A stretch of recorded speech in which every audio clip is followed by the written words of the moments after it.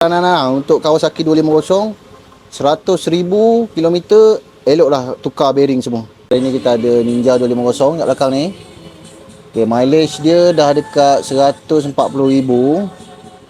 Sekarang problem dia yang kita dapat tengok ni, conrod bearing dia dah start makan.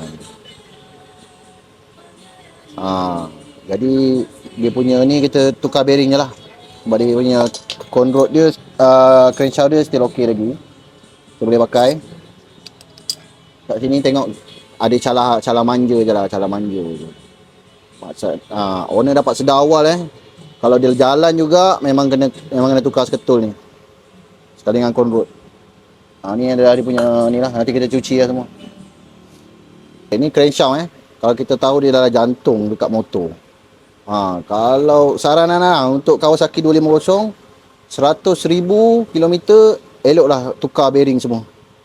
Tukar crankshaft bearing, balancer bearing, conrod bearing dia tukar terus. Saranan lah 100,000, dalam manual pun dia dah bagi tahu dah.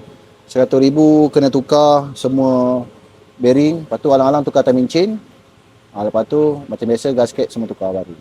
Okay, so siapa yang rasa ada macam sebelum ni bunyi kuat tak kuat ke, ada bunyi yang abnormal lah, boleh datang ke MB Workshop untuk kita orang check dulu.